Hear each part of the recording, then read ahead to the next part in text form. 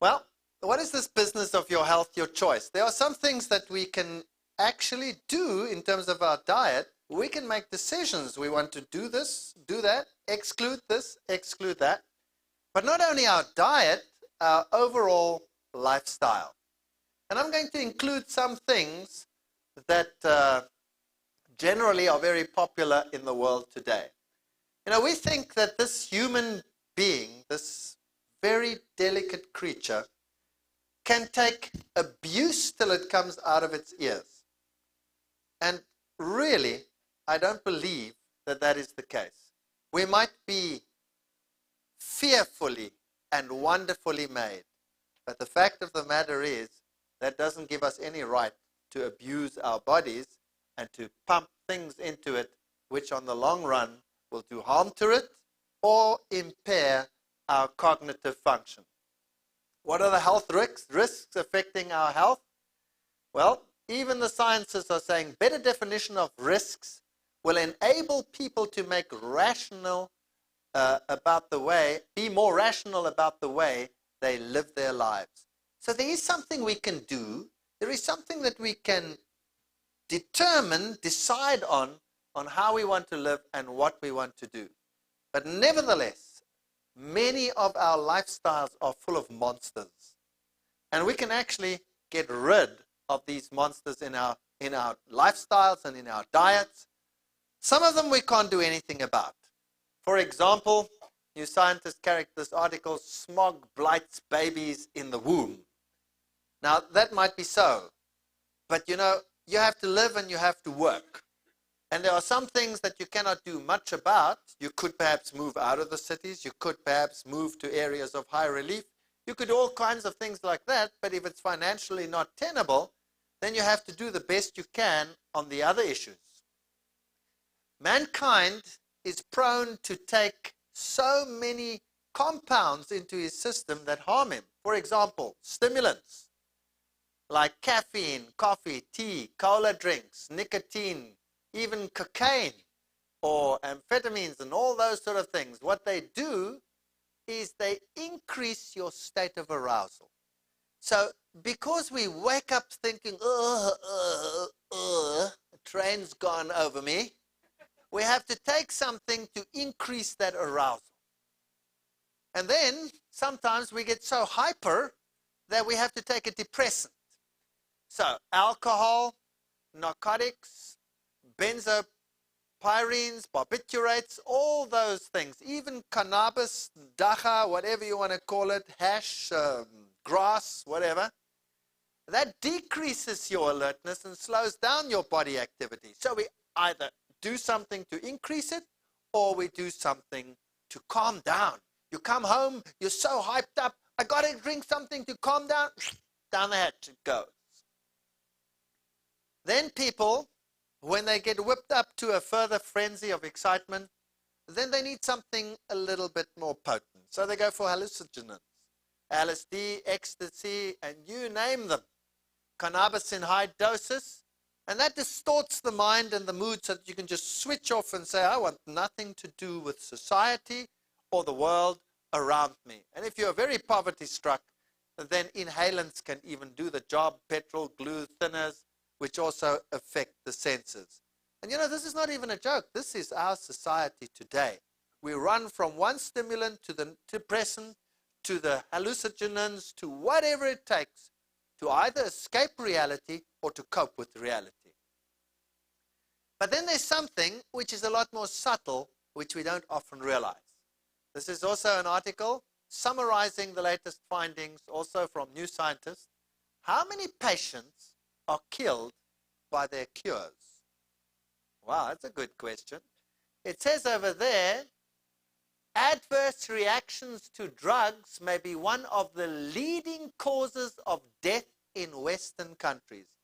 Now, these are prescription drugs. This is what actually happens in the world. And it says over here, in other countries besides the United States, where this is very, very prevalent, but let's take a country like the UK. No one knows the scale of the problem in Britain, but they estimate that 70,000 deaths are caused annually by prescription drugs. That means that prescription drugs are only behind heart attacks and stroke as a cause of death. That means it's one of the biggest killers in the Western world. Doesn't that make you think? Doesn't it make you think that the drugs that we take are killing people and that it is the biggest killer after strokes and heart attacks? That is phenomenal. We are so drugged up, we have so many preservatives and things in our bodies that our whole physiology has changed. You know, in Japan, if they dig a grave for you, being a place where there isn't a lot of space, you have a lease on that grave. You don't own it. And after 5 years, out you go. You go into a smaller box and you get deposited and somebody else gets the lease. You get me? Well, with the adoption of a Western style diet and all the preservatives and things in the food, whereas in the past if they dug up that grave and everything had decayed down to nothing, now they open it up and the guy's still smiling at them. So they cover it up and they wait another 5 years, and that doesn't wipe the grin off his face. We are thoroughly preserved. Question, is that healthy or is that not so healthy? I think it is time we reassess even what we do to our bodies in terms of medicinal drugs. Now, I'm not saying, and I'm not a proponent of one who says if you are really in trouble, you take nothing. And if the medical world can intervene and help and save a life, well, that's it. If my child is on the point of death and an antibiotic can save him, I'll give him that antibiotic. But the fact of the matter is, there are a lot of things we can do where we don't really have to go the whole way. There are emergencies, yes, but we can switch to much healthier alternatives. We can switch to herbs and a healthy lifestyle and prevention rather than cure. And a lot of the things we take, well, we can dump them. The association between what we eat and disease is also becoming far more prevalent today. We know that fat, for example, is very positively correlated to a number of cancers: breast cancer, colon cancer, prostate cancer. Those two in particular, highly correlated to fat consumption. Then your body weight plays a role. Endometrial cancer, breast cancer is associated with your body mass. Fruits and vegetables have a negative impact on cancer. In other words, they have compounds which suppress cancer. There are secondary compounds in fruits and vegetables which assist your body to eliminate the problems which lead to these degenerative diseases, and we'll deal with them later. Alcohol, well, some of them very positively correlated, like esophageal cancer, mouth cancer, but even to an extent breast cancer and rectal cancer, and particularly the oral cavity. And then smoked and pickled foods are associated with stomach cancer and esophageal cancer. So we see that we can make a decision that we do not want to partake in smoked foods to the extent that people do. We can cut out alcohol. We can increase the consumption of fruit and vegetables. We can watch our body weight, and we can do something about the fat consumption that we have. Take alcohol, for example. In the past, they used to say, well, a little bit of alcohol is good for you, good for your heart. Well, maybe so. Maybe you do have a slightly lower risk for heart attacks, and even that is questionable these days. But we also know that the impact on natural killer cells has been highly underestimated. And they did human studies where they used small amounts of alcohol, less than a glass of wine per consumption, and a small amount of alcohol used in the human study was capable of impairing the cytotoxic capacity of these blood cells, therefore reducing the immune system's ability to clear virus-infected cells or cells that have undergone neoplastic transformation. That means that they tend to become carcinogenic or tumor-producing. In women particularly, even a smaller quantity of alcohol can lead to cirrhosis. Even 1 or 2 glasses of wine a day can be problematic.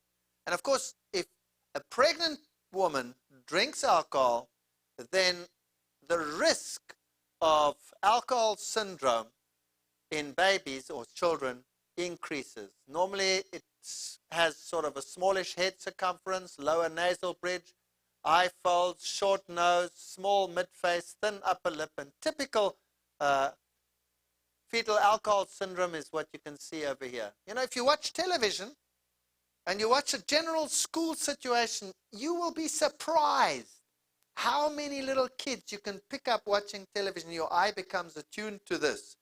It's horrendous. You think, what is mankind doing to themselves? Are they crazy?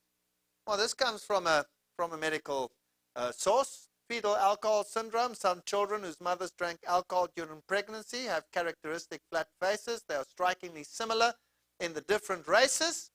Women who drink excessively while pregnant have a 30 to 45% chance of having a child who is affected to some degree.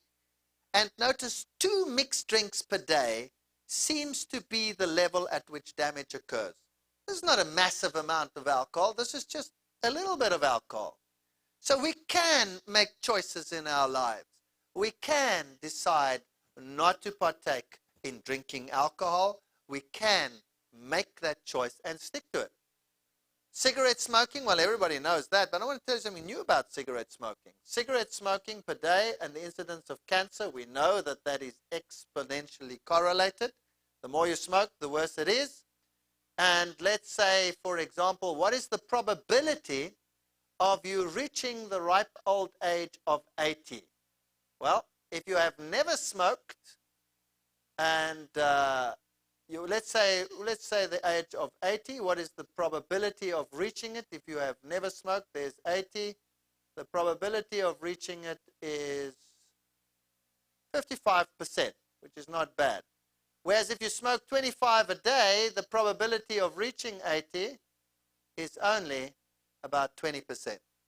That's quite a massive difference.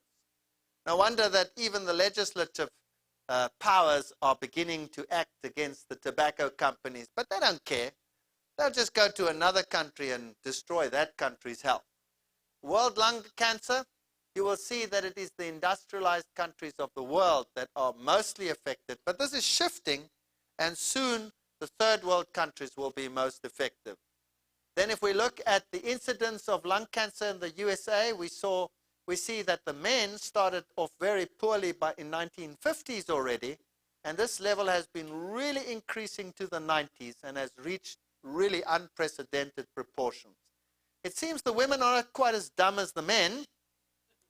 They had lower levels, but as time progresses, they're also getting somewhat cognitively impaired because more and more women are smoking, and so lung cancer rates are increasing, and we find tumors in the lungs, even to this extent. There's a smoker's lung versus a normal, just city pollution lung.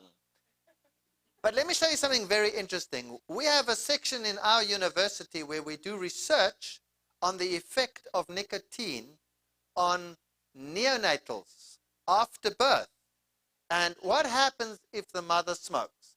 And this is a very fascinating study. This is a colleague of mine, Professor Moritz, he's in the physiology department, and he's world famous for his research on nicotine. And here he had 3 groups of rats.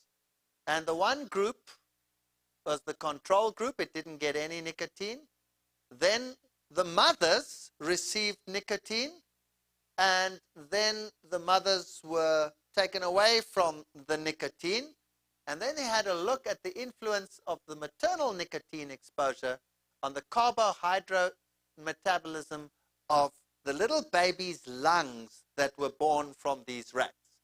And very interesting, if they were controls, that was their glucose metabolism, sort of average, about 60-something odd micromoles per gram per hour. If they had nicotine, look how quickly they utilized glucose. In other words, if a smoker smokes and has nicotine intake, that increases his glucose turnover and he tends not to become fat. Does that make sense? If you take away the nicotine, whammo, down comes the glucose metabolism, even lower than normal. That means that that individual would tend to become fat. In other words, people who stop smoking normally go back to smoking because they say it makes them fat.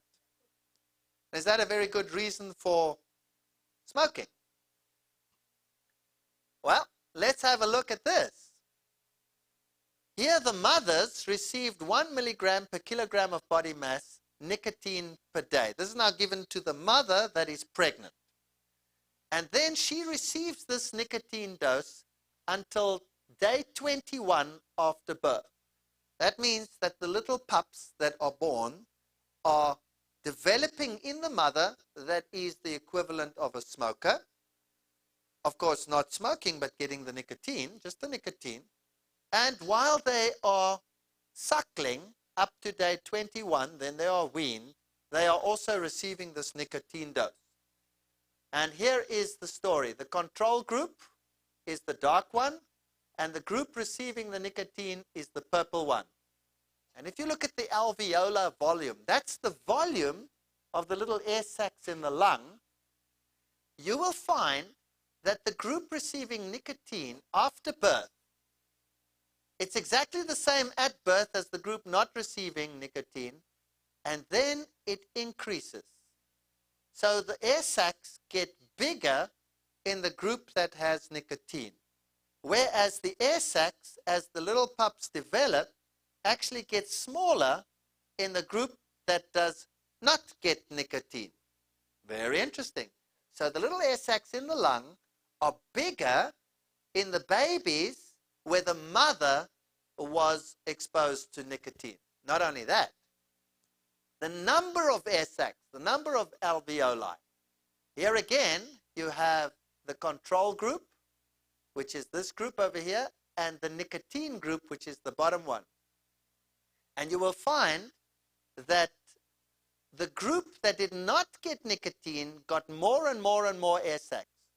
So the group that did not have nicotine had small air sacs and lots of them.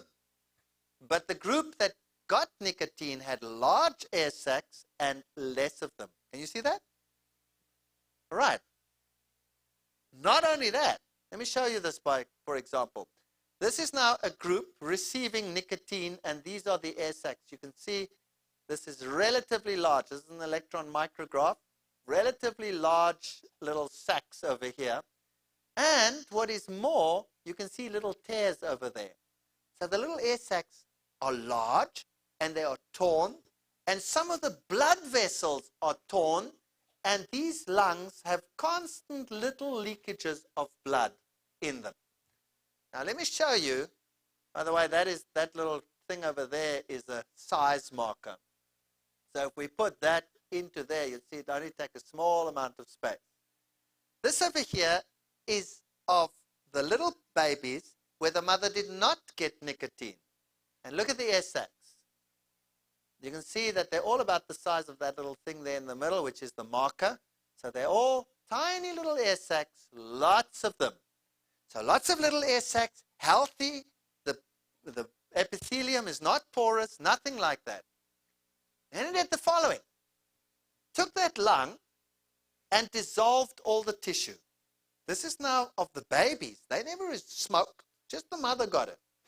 Dissolve all the tissue so that only the elastic fiber remains. And this is what it looked like from a little rat where the mother never received nicotine. Can you see all that elastic fiber there? Lots of it. Whereas the group that received the nicotine, look at that, hardly any. In other words, those little rats are born with large air sacs, perforated air sacs, and hardly any elastic tissue. That lung is a floppy affair and is the perfect candidate for emphyseme. Now, it doesn't mean that that little one, although it never smokes or needs to smoke, gets emphyseme. Now, let's transfer this to the human. If the mother smokes during pregnancy, the baby inherits a lung like that. And let's say that child in its life never smokes. But by the time it gets to 45 or 50 or 60, suddenly they get emphyseme and they cannot understand it because they never smoked. But what they inherited was a lung like that. So you see, smoking is not only something that affects you, it affects your offspring. Therefore, one should be very careful as to the choices one makes. Let's talk about tea and coffee. Oops. Let me tell you something about plants. Amazing things. Plants have what we call secondary plant compounds. Some of them are good. Some of these compounds are anti-carcinogenic, but there are compounds in plants which are for defense. Two levels of defense. Toxic defense and digestibility reducing defense. Big story in the evolution creation scenario, by the way. So they say plants concentrate these compounds to prevent animals from eating them. Does that make sense?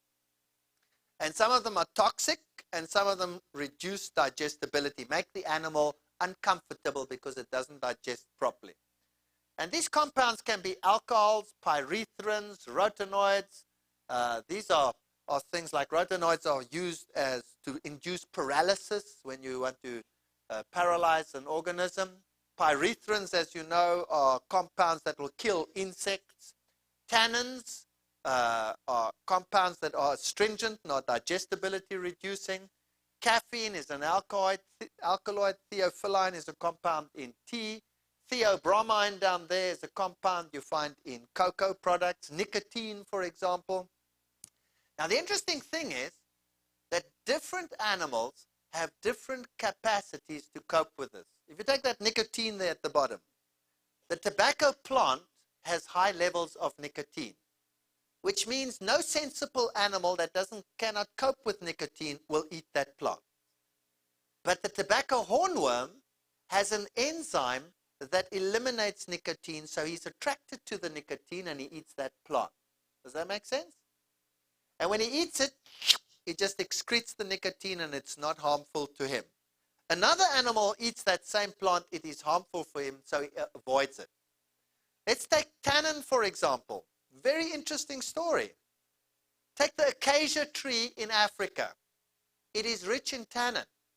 Now, normally the leaves have a relatively low level of tannin, but the young leaves have high levels of tannin.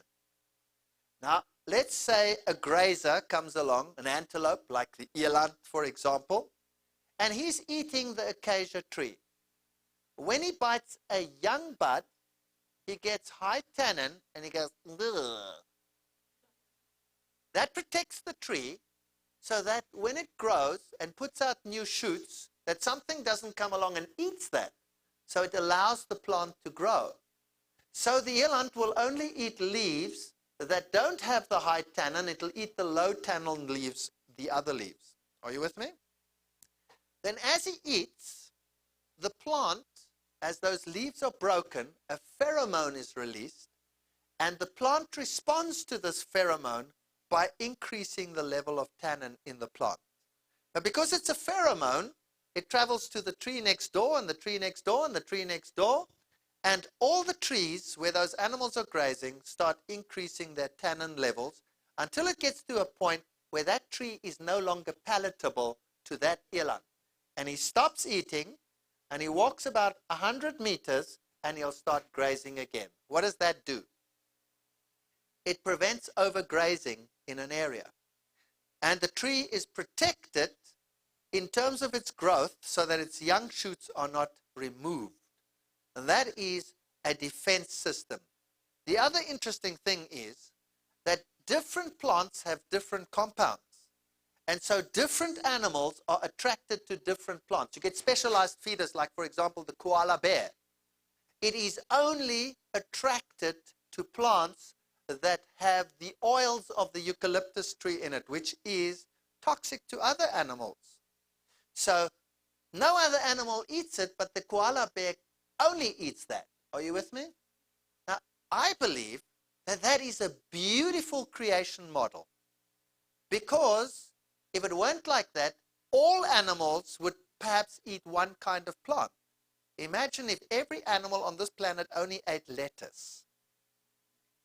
There would be no lettuce around, and that would be it. But now you have all these varieties, and you have the different animals that are all attracted to different plants. And to protect the plants, you have these mechanisms. And no animal will eat something that is toxic to its system. It will stick to its normal diet. If that diet is no longer available, the animal can be forced to eat something else, but it doesn't prefer it. And when the conditions return, it will eat what it normally eats. Like a springbok, for example, is attracted to the compounds in grasses. So they are not browsers. They don't like the tannin in the low levels of tannin. They don't browse. If there's a fire and the fields are burnt, they will eat what the browser eats to survive. But it's not their normal diet. So animals are very sharp as to what they eat, how much they eat, and what parts of a plant they eat. Caffeine and theobromine increase fatty acid concentration, blood pressure, stomach acid, adrenaline reaction, noradrenaline, a digestion and absorption time. Caffeine causes the release of cortisone, which in turn releases glycogen, causes a surge, and causes hypoglycemia. That's why you get a kick from the surge, and then a hypoglycemia. We've dealt with it. The insulin levels go up, down goes it, and you feel, huh, so you need another cup. And you go bum, ba-dum, ba-dum, ba-dum, through your life. Caffeine is toxic. It interferes with muscle action. It is an enzyme suppressant. It is a carcinogen. 500 grams of tea contains enough caffeine to kill 1,000 mice. And caffeine destroys vitamin B, and it is mutagenic. These are facts that are published in the literature, but that are very often suppressed. Now, tetragenicity, more than one digit. Well, you can't prove, because the experiments aren't done, that this sort of thing is caused by caffeine in humans, but we know that caffeine causes tetragenicity in rats. So if you give rats caffeine, they have either that syndrome, they have multiple digits, or they develop split palates, or they develop exencephaly, the brain developing outside the head. And those are things that are induced, that caffeine induces in rats. Now, the experiments obviously haven't been done on humans, so this is not generally publicized, and you don't hear about it in the literature. Now, tea and coffee contain these alkaloids, caffeine, and you can see that theobromine in cocoa is very similar, and theophylline in tea is also similar. Let me just run you through this process. Just think about this. Here is a tea plantation in Africa. You will find similar ones in Ceylon. And this is just the greatest thing on the planet. Have you noticed that? And whole areas are inundated with these plants. And the pickers go out, and to make the best tea, you pick the two top leaves and the bud. Have you noticed that? The best of Ceylon is the two top leaves and the bud. Why? Well, that's ephemeral tissue. That's the young tissue, the new growth. So what will it have? It will have the highest level of tannins and caffeols and caffeines and all these theophylines and compounds in it. Now, any sensible animal would avoid that like the plague. Not man. Oh no. But more than that, before they actually go to harvest, they induce something. They go through the tea plantations with long sticks, and traditionally they go shwip, shwip, shwip, and they whack off parts of this growth. Have you noticed that they do that? That is what they traditionally do, and then they wait for this new growth to appear, and they take the two top leaves and the bud. What does the whacking do? It stimulates, or simulates, if you like, the grazing process, so it increases the level of these compounds. Normally that would keep animals away, but now they have in their possession the portion that has the highest level of these compounds. Then they cut off the surrounding forests, make huge fires, destroy the environment, because that makes the best tea, you see, and they dry this under the smoke fire. And then you sit with green tea, which has levels of caffeine and things in it, lower than black tea, but still has them in them. So green tea might be healthy in terms of the fact that it has some good components in it, but it also contains some caffeine, so it's not a really good idea. You can get the other compounds that are supposedly good for you from vegetables and fruits. You don't have to get it from green tea. Then what do? There's not enough caffeine in there for them. So they put it into huge vats and they ferment it. Now the bacteria break down and utilize everything that is usable. Everything that is usable, and after that process they again burn down the forest and make fires so that they can heat it up, add benzopyrene and all kinds of toxins added to it, and then when they've dried it, there's nothing in it except what the bacteria couldn't utilize. It's unadulterated, pure black poison. And then they feed it to the human being. And because it tastes vile and disgusting and bitter, you have to do one of two things. You either make it palatable by adding something fatty to it, like milk, or sugar to sweeten it up, or if you are hardened, then you can start appreciating it as a culture. So you learn to drink the tea with only 2 fingers and the other one raised, and you go sip, and then you say, ah, when actually you really want to say, have you noticed that? Now there's no creature on this planet that is as stupid as man, because no other animal would do what man does to get these compounds into that condition. So it's not a wise idea to follow an example of this creature called man. Rather follow the example of animals. There's a lot of hidden caffeine in lots of sources. For example, various kinds of coffee, tea. Tea has generally per cup less, but per gram tea more. So that is a good reason why you can't just have 1 cup. You must have more than 1 cup, you see, so that you don't run short. Cocoa products, even chocolates and things, have relatively high levels. And of course, many medications come with caffeine. They even put caffeine into your vitamins so that you can feel a kick, because vitamins won't give you a kick. So they add them in there so that you can feel a kick. So be careful what you do. And there's one other point. If you are an adult, you can eliminate caffeine out of your system reasonably quickly. If you are a child, it can take much longer. Where it could take you 3, 4, 5 hours, it could take a child 8, 10, 20 hours to eliminate it. And an unborn child will take up to 72 hours to eliminate caffeine, because the capacity to do it is very, very small. So we are doing a lot of damage to our children if we permit them to take drinks that are high in caffeine. Like, for example, cola drinks contain caffeine.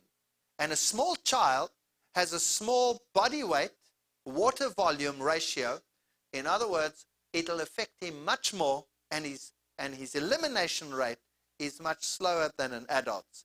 So it's not a good idea to allow kids to have this type of thing. Let's talk more about, so we've seen that we can cut out on some things like smoking and also have good results for the offspring. We can look at the consequences of drinking drinks that are high in caffeine and theobromine and substances like that. And by the way, what is the favorite drink just before bedtime? Something like, well, some drink with milk, sugar, and let's say some cocoa containing product. If I don't want to use brand names, but let's change them a little, Blilo or something like that. You know what I mean? Or Bloveltine. That's what you will have just before bedtime, right?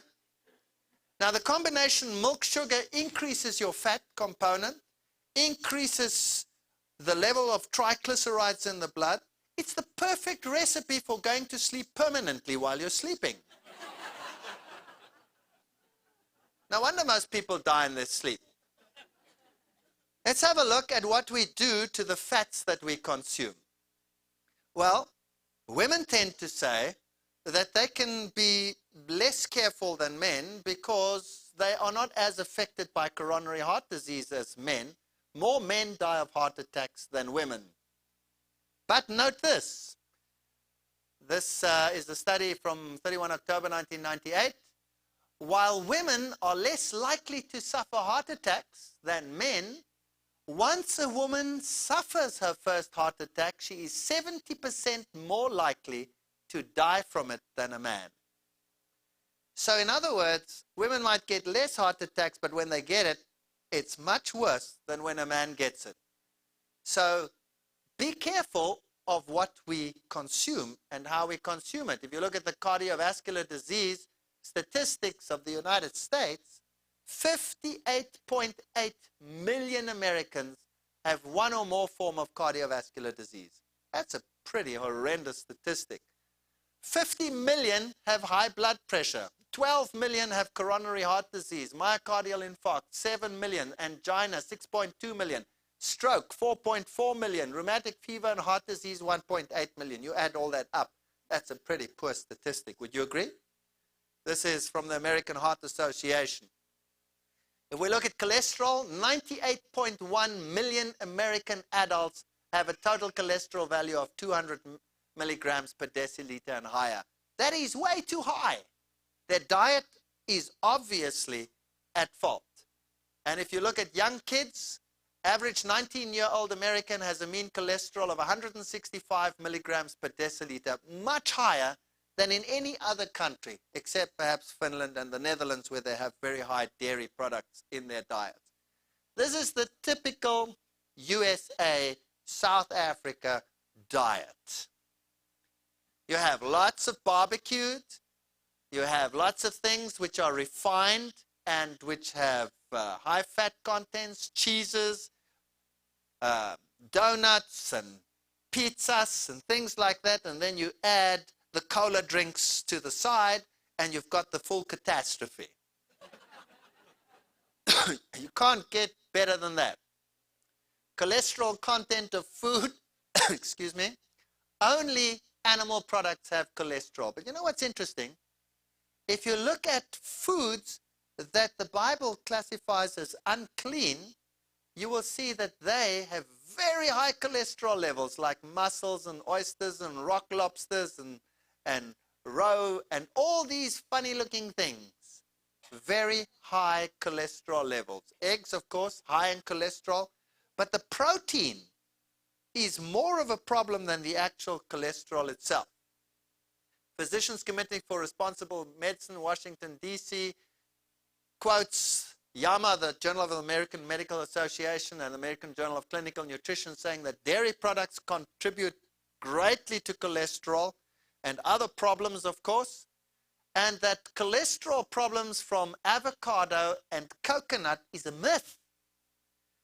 There is no cholesterol in avocado, and there's no cholesterol in coconut. And although coconut is a saturated fat, somehow it doesn't induce the bad type of cholesterol, but actually favors the good type of cholesterol, HDL, which avocado also does.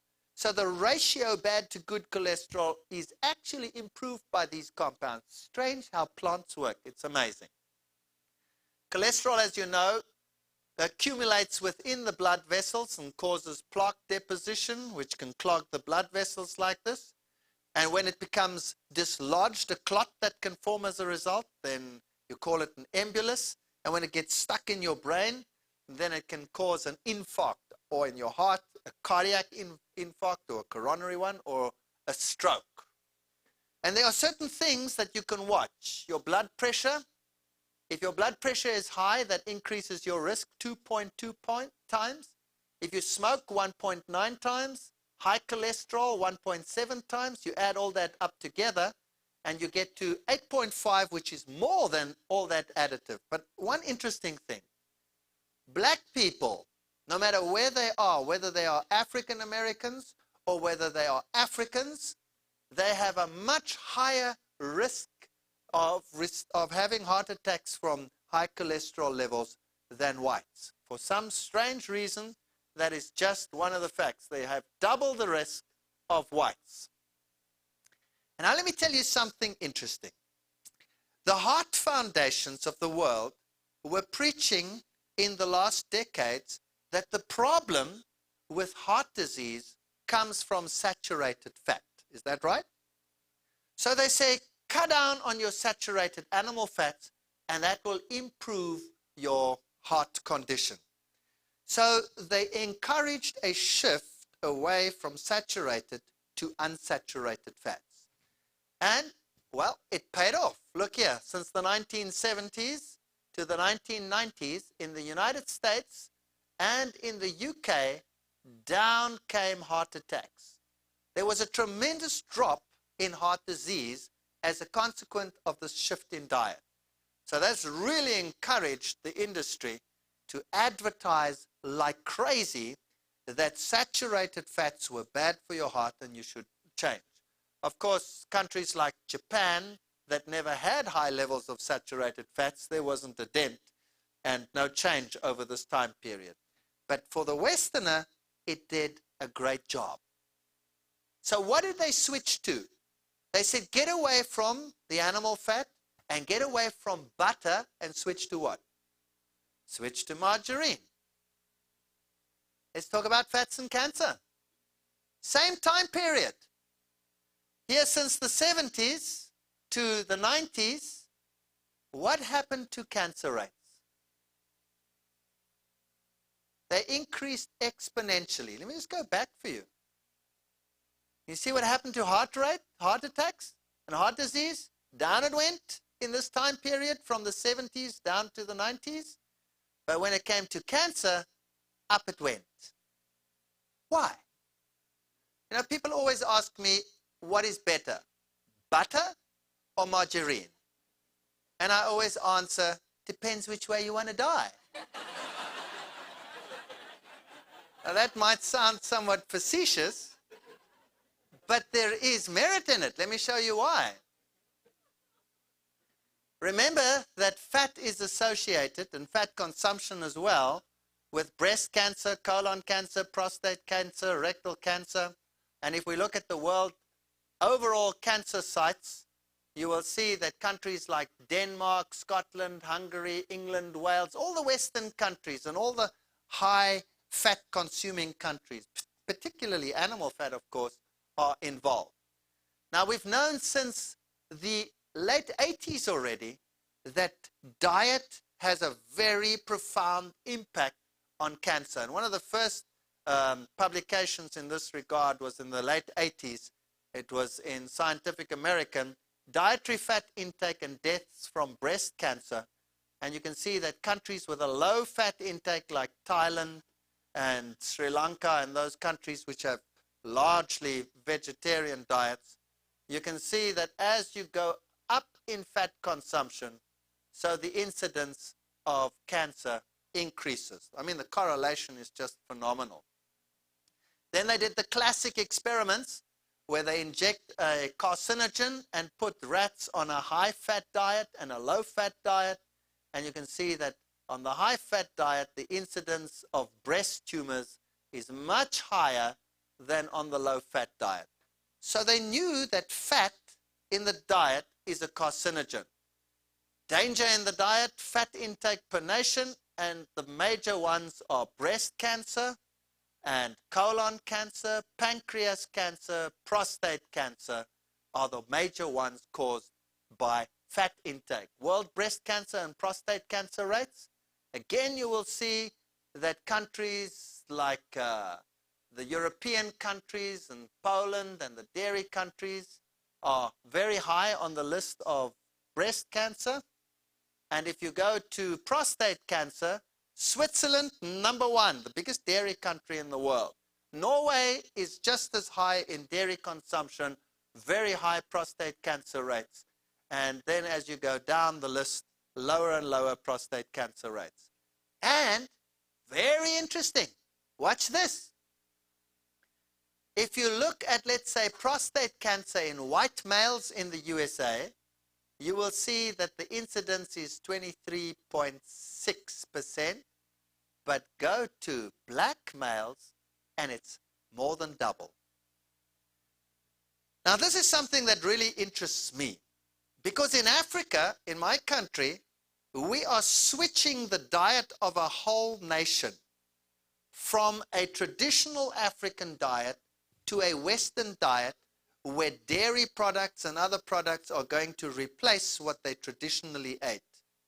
And I am predicting in my country that we are going to see an increase in disease like you have never seen, and it is already taking place.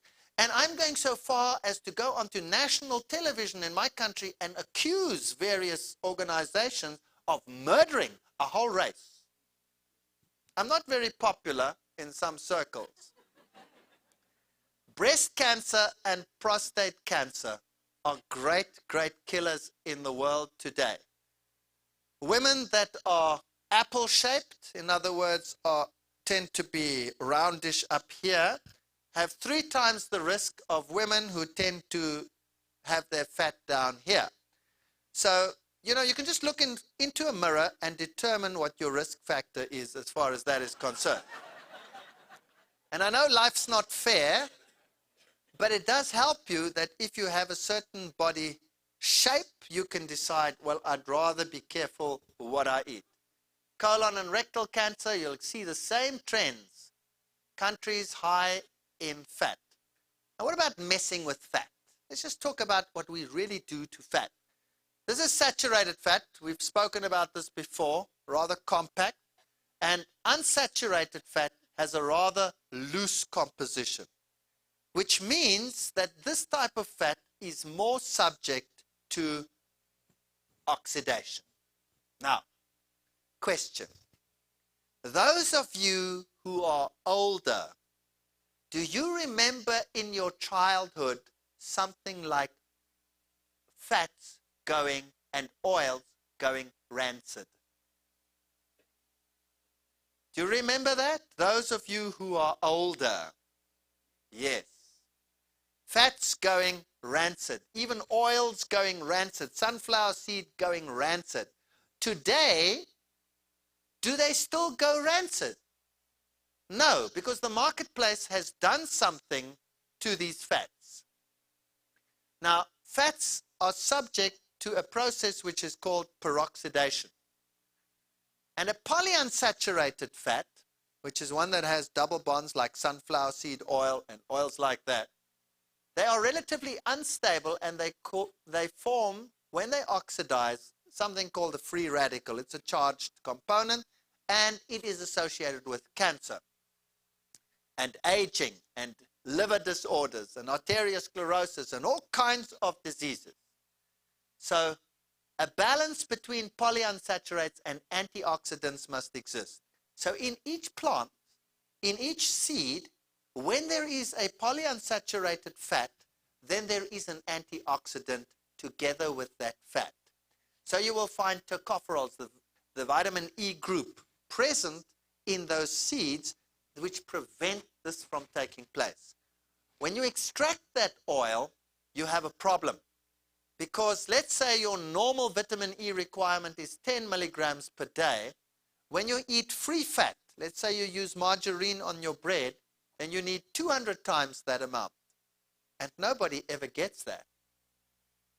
The products formed when fats peroxidize as peroxides, aldehydes, ketones, hydroxyperides, polymers, cyclic monomers, you name it. And of course, chemistry works that way. If you heat something, you speed up the process. So now, if you heat saturated and polyunsaturated fats to 170 degrees for 2 hours, and you take that fat and you feed it to rats, then they get liver ailments, also cardiovascular lesions. All fats heated to 180 degrees centigrade for 2 or more hours produce serious liver ailments. Now, when they extract oils, let's say sunflower oil, sunflower seed oil, how do they extract it? They heat extract it. At what temperature? Above 200 degrees centigrade, sometimes 220 degrees centigrade. And the extraction process can take sometimes 2 hours, no problem. So by the time you buy it, it's already in this category. Am I right? Now you take it home, or the fast food company buys it, the oil, and they're going to make fries for you. How long do they have their oil in a heated state? Well, they just use it once, then they throw it away, right? Oh, no. Okay. So it can stay there for hours and hours and sometimes days. And if you go to that very special little corner cafe, it can stay there until it's black. Then they pour it into a bottle and sell it to the underprivileged, pure 100% carcinogen, cheap, half price. Isn't that disgusting? So what we are doing to ourselves is really highly problematic. Now, triunsaturated fatty acid will undergo auto-oxidation 10,000 times faster than a monounsaturated fatty acid. So let's take an oil like olive oil, which is a mono oil. It doesn't oxidize very rapidly, and then it will produce the lowest levels. Whereas one that is a polyunsaturated will, that's this one over here, will be the fastest, and a saturated one will also oxidize because it has no antioxidants. Animal fat has no antioxidants. So when you heat it, it has the same process. Now, the two fats that we really need in our diet, because they're essential fatty acids, are linoleic acid and linolenic acid. Can you see that they are polyunsaturated fats? They have these double bonds in them. So when we heat those, they become carcinogens. Now, polyunsaturates, therefore, tend to be problem children and to cause cancer. But they do more to it. When they want to make a margarine, they use plant oils, but plant oils tend to be liquids. You don't want to pour your margarine on your bread, do you? You want to smear it on your bread. So, in order to do that, they use a process called hydrogenation. They change the chemistry of the compound. By the way, in U.S. News Release number HEWB35, it is a violation of the law to make any claim that polyunsaturates can prevent or treat heart disease. That's not a law in my country. So in my country, they have these adverts of, my husband is a bloro man and he never gets heart disease because he uses margarine. If you look at the ingredients of margarine, well, it's oils, largely, of course, sunflower seed oil and other oils. Then they add preservatives, sodium benzoate, casein very often, which is the protein in milk, carotenoids and things like that. Then they remove the fat-insoluble gums, they neutralize it with caustic soda, they bleach it, filter it, dehydrogenate it, and then they hydrogenate it. And then they go through the same process again. And when you hydrogenate something, you change the structure from the normal cis form to the trans form. In other words, the normal molecule looks like this. The two arms of the molecule are on the same side of the double bond like that, and we say that is the cis form. In South Africa, we've got two rivers, or two areas. The one is called Ciskei, and the other one is called Transkei. Cis means this side of the Sky River, and Transkei means other side of the Kai River. So it's always nice to explain it that way. Same side, cis, opposite sides, trans. Now, biological systems can only use the cis form. We cannot use the trans form. But the trans form happens to be a solid, whereas the cis form happens to be a liquid. So if you have high levels of the trans form, then it becomes a solid. They even take liquid oils and partially hydrogenate them because bacteria can't recognize this form, and therefore it doesn't go rancid. You see how they do it? Now, when it has been changed to a trans form, you cannot recognize it, and to you it is a foreign object. It's a plastic. You might as well cut up your plastic bucket and eat it on your bread. It's exactly the same thing. What is more, we need those molecules that we were speaking about now, those linoleics and linolenic acids and the arachidonic acids, the omega-3 ones. We need them to build prostaglandins. And prostaglandins are important in the immune system, in cancer prevention, in the blood system, platelet aggregation, all kinds of activities in the body. You're giving your body skew molecules to build very essential components. So when somebody gets cancer, we can pick it up often in the prostaglandins because one type is made more than another type. So what we have done chemically to the oils and the fats in the industry is horrendous. Yes, we might have reduced heart attacks, but I sincerely believe we have increased cancer. And I'll tell you what, if I had a choice, I'd rather go quickly. Really. Although even heart attacks, you can go slowly thereafter. So what is the way to go? The idea is, if you had to choose the oil now, what would you choose? You would choose a mono oil because it undergoes autooxidation 10,000 times slower than a polyunsaturated oil. So olive oil would be one. And how would you buy it? Cold pressed or heat extracted? Cold pressed. So that when you do make something like French fries, you would use olive oil. Now that's an overpowering taste. So what you do is you take your potatoes, you just drip a little bit of the olive oil over, you go chip, chip, chip, chip, chip, you pop it in the oven, you bake it. By the time it gets out, it's just starting to make these free radicals. And you can eat it with a reasonable, not to worry about it to that extent. So don't deep fry and use it in that way, and you would be able to get away with it.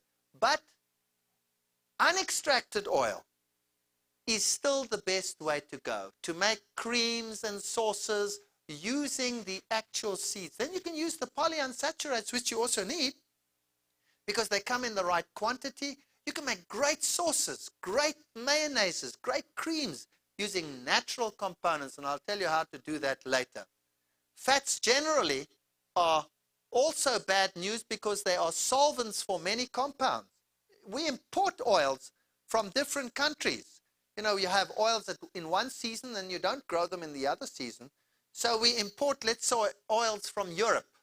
They deliver it, and then that ship goes back with another load of something. You're not going to take oil back. There's no point in that, is there? So you put something like pesticides or whatever in, and you take that back. And then you put oil in again, and you take that back. And then these toxins accumulate. And so you had the perchloroethylene scare in Germany, all kinds of problems. You want to take components that mop up free radicals. And the idea today is, I don't want to change my lifestyle. Give me a tablet. Have you heard that? Just pop me a tablet. That's all I'm interested in. I want to eat bad, but give me a tablet.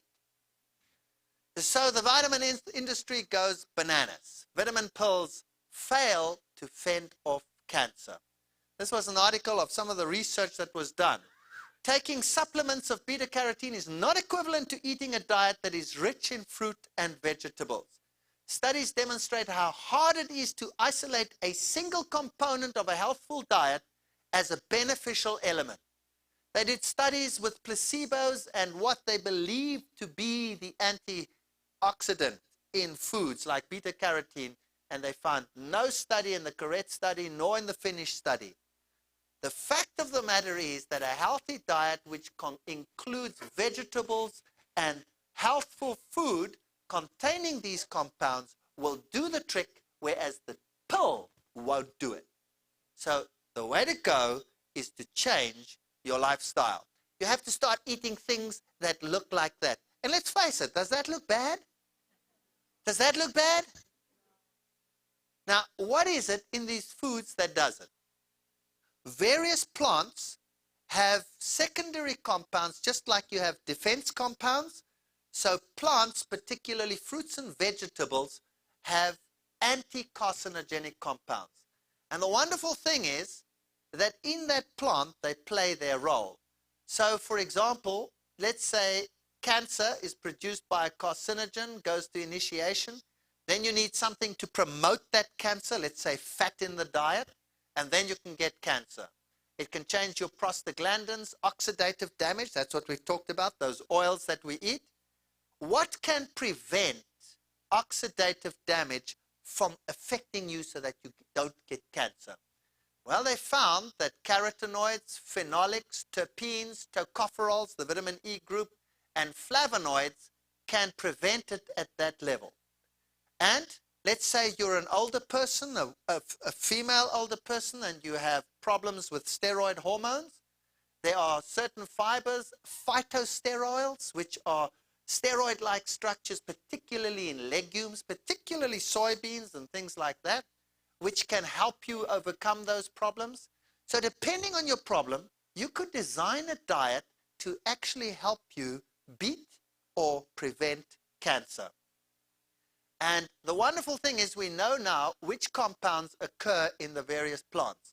So garlic, for example, is rich in sulfides. Now, not to be confused with the bad guys, these are elemental sulfurs which are cleansers. It's rich in monoterpenes, triterpenes, and phenolic acids. Green tea has some of these compounds, but then, as you see, so do soybeans, grains, cruciferous, umbelliferous vegetables. That's the carrot family, and that's the cabbage family. The cabbage family is one of the great ones. Just look at that. It's got just about everything that is anti-carcinogenic. Funny, if it doesn't taste so good, it's good, right? Soybeans, actually, I like the cabbage family. Kids don't. Soybeans will have it. The carrot family is very, very good.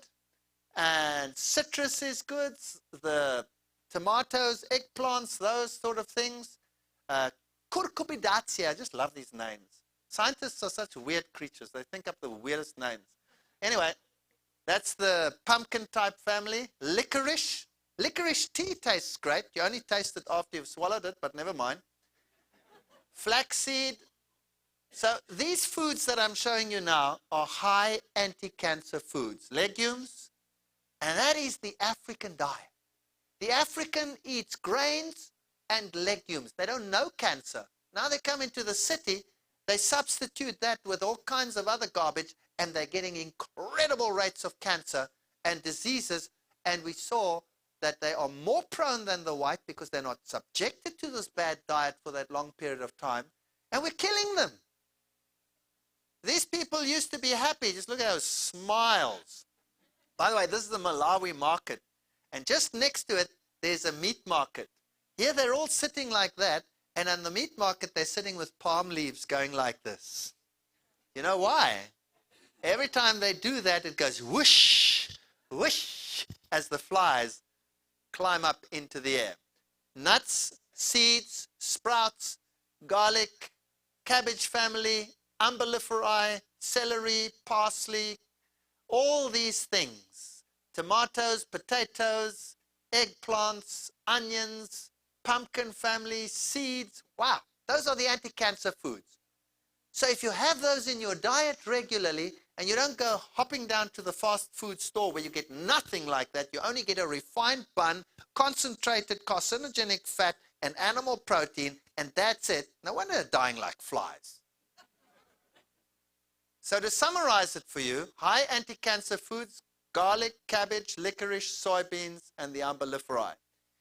Medium would be your onions, your health teas, your herb teas, your citrus, and your rices and grains and tomatoes and eggplants and some of the broccolis and things. And moderate would be all your herbs and things like that.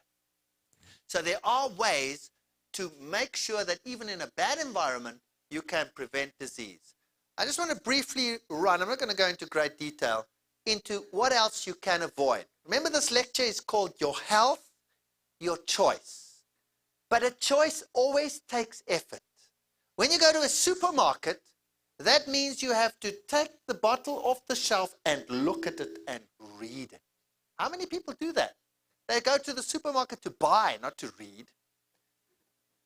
There are 8,000 additives listed by the World Health Organization. From anti-caking agents, anti-foaming agents, dyes, bleaches, bulking agents, stabilizers, gelling agents, packing agents, preservatives, you name it. And many of these cause food intolerance, toxic, immunological, immediate. Up to 20% of the populations of the Western societies are asthmatic.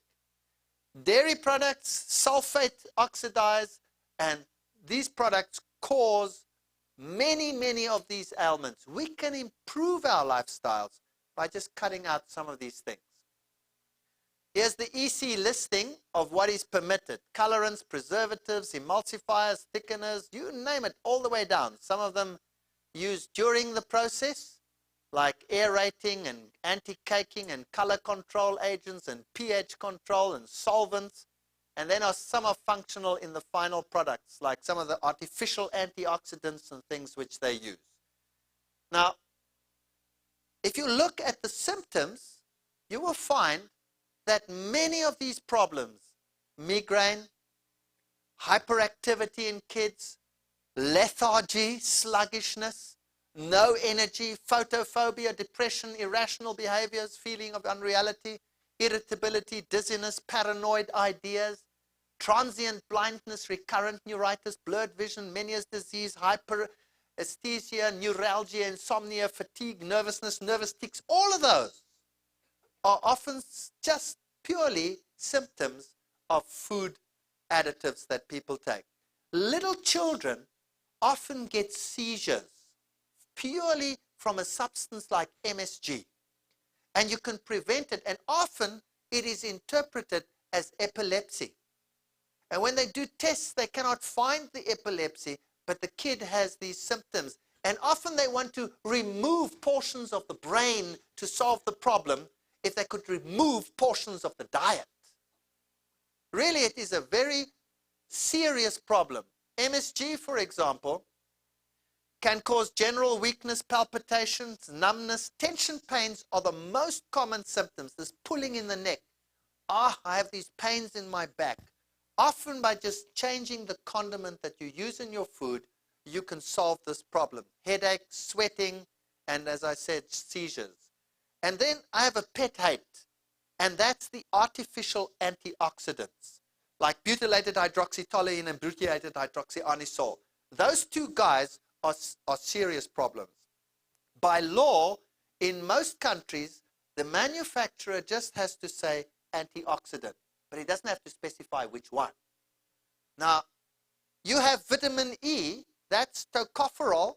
That is a natural antioxidant. It's a ring structure with a tail, and it sits in the molecules and prevents oxidation, sits in the cell walls and prevents oxidation.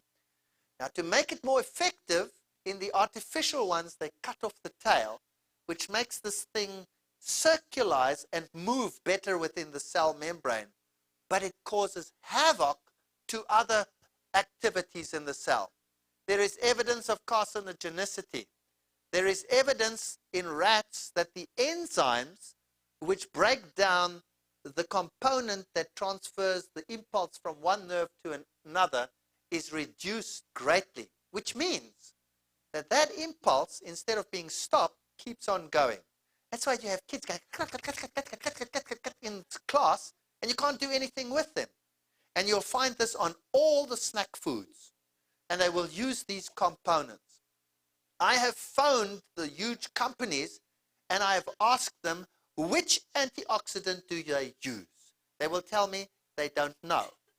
Then I will tell them, I'm terribly sorry, but by law, you must tell me if I ask you. Then they will say, we'll put you through to the chemist. Then they'll put you on hold for 3 hours. Eventually, you get through to the chemist, and he says he can't remember. Then you have to go through the same spiel again, and then eventually, he'll admit that it's either BHA or BHT. And you know what? There is just nothing you can do about it, except read what it says on the packet. And if it says contains no unnatural antioxidant or antioxidant tocopherol, vitamin E, or whatever, they make it very difficult. In Europe, they give it a code name, E400 and 372. And you have to go and get a book and look it up. What does that mean? You know, there's a plot. There's a plot out to destroy the mind state of the people. I'm getting a bit carried away maybe, but, you know, really this stuff irritates me. I will stand in front of a supermarket shelf, and I will call the manager, and I will ask him, excuse me, where's your soy sauce? And he'll say, but sir, it's right in front of you. I said, that's not soy sauce, this is toxic waste. Let me read it to you. Chick, chick, chick, chick, chick, chick. You have different brands. There's this brand, that brand, this brand, that brand that doesn't have this garbage. Why do you only have garbage on your shelf? You know what? Next time you come there, the real stuff's there. If people were more aware, the companies would be for grape juice. You go and buy a grape juice, and it says preserved with sulfur dioxide, sodium benzoate, aspartame, you name it. And you say, I don't want this rubbish. Can I have a grape juice that has none of those in? It's just a little bit more careful in the process of making it. And there is one that has nothing in it. If people were to start buying only the one that has none of the garbage in it, we could solve this problem very, very quickly. I'll tell you, the industry responds. Colorants, hyperactivity, aggressiveness, allergic reaction, even anaphylactic shock. I had one family phone me once and say they've had their kids on every single drug that you can imagine, right down to the very worst kinds for hyperactivity, retinol and all that stuff. And I said to them, why don't you just read the labels? They said, will you please come over? I went and visited them. These kids were impossible. I love kids, but these, wow. I'd live in the belfry, I'll tell you that. They were running and sliding under the seat, climbing over the top and jumping on your lap. Disastrous for a male. To just be with them for 5 minutes will destroy your life. We went into the kitchen. I took all the drinks that the kids get to school every day. We analyzed them, took that stuff away. And 2 weeks later, the mother phones me, and she says, you know what? I've got new kids. I don't know them. Would you like to come and visit them? I said, give me another 2 weeks. Read the labels of what is on there. Sulfites that they use as preservatives. Asthmatic people should never use them. Sodium benzoate is the same basic formula as tartrazine. It is allergenic. It causes urticaria. People that are asthma prone should never, ever use it. If my wife drinks something, she inherited bad lungs because her mother smoked when she was expecting her. She's got the most rotten lungs in the world. She always has an asthma pump with her forever and ever, or else she will die. But since she's cut out all these things in dairy, she doesn't need an asthma pump anymore. That's a miracle. And if she ever gets some of this stuff in her, her lungs close up. The nitrites, radiation, well, we know that sugars are changed, the stereochemistry. But I want to talk about the general things. Vinegar. Let's talk about vinegar. Number one, it's toxic. It causes acidosis, and it is an amylase suppressor. Let's run through the process. Let's get logical. If you have something like grape juice, and it ferments, what does it produce? Alcohol, right? Now, we still have enzymes to deal with the alcohol. That's okay. And so do bacteria have enzymes to work through the alcohol bit. Finally, when the bacteria have finished the process and there's no more fermentation, what's left? Vinegar. Is there then any process further that the bacteria can do, yes or no? No. The bacteria have the same enzymes you and I have. They have the same enzymes, and if they can do nothing with the vinegar, then neither can you. In fact, we do have an enzyme that can eliminate and detoxify the vinegar, but it only occurs in the liver. So while this compound is in my food, and I put vinegar, let's say, on potatoes, being an amylase suppressor, what happens to the potato is that it changes color and odor by the time it gets out the back, and that's it. In other words, it's smelly, and you get rid of it, and it's no longer white but brown. That's it. You don't really digest it. So it's not a good idea to put vinegar on anything. Whereas if you put citric acid on, it's a very weak acid. We neutralize it instantly, and in fact, it is in the end alkaline forming. So citric acid, which occurs in lemon juice and in oranges and stuff, that's fine. So you could buy a ketchup, for example, that is made sour with citric acid, and I would say, okay, that's still all right, buy that one. Or 99.9% of the brands will have acetic acid in it. What we have to do is retrain the companies. We have to tell them we don't want the one with acetic acid, we want the one with citric acid. Or better still, make your own with lemon juice. What's wrong with lemon juice? Why not put lemon juice over a salad? That'll solve the problem. So pickling and smoking of foods is also carcinogenic by the nitrates. So these foods are not healthy. You can pickle them in brine. You can pickle them in lemon juice. You can make great pickles, but why use vinegar? So by reading the labels, if you look at world stomach cancer, you will see that the countries that use lots of pickled and smoked foods have the highest incidence of stomach cancer. Romans chapter 12, verse 1 and 2. I beseech thee, therefore, brethren, by the mercies of God, that you present your bodies a living sacrifice, holy, acceptable unto God, which is your reasonable service. Nothing unreasonable about it. God has given us a bounty of foods to eat. And you know what?